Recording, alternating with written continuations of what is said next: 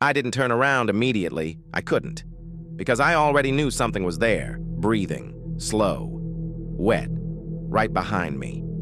My phone was still in my hand. The security app was open, and the camera outside my door was empty. No one in the hallway, no one smiling, nothing. Then the screen switched. The app opened my bedroom camera.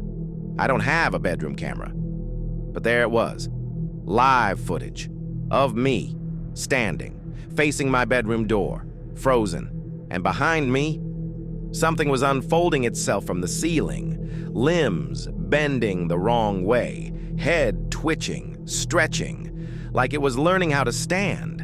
I could see it on my phone, but I couldn't feel it. I still hadn't turned around.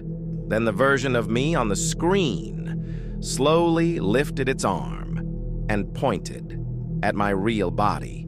The thing behind me stopped moving. My bedroom door handle started shaking violently, like someone was trying to get in, but I was already inside. Then the live feed zoomed in on my face, but it wasn't my face anymore. It was smiling, wider than a mouth should stretch. My phone buzzed. One new notification. Replacement complete. The breathing behind me stopped completely. Silence. Then I heard footsteps walking away from inside my apartment, and my bedroom door slowly creaked open. But when I finally turned around, there was nothing there.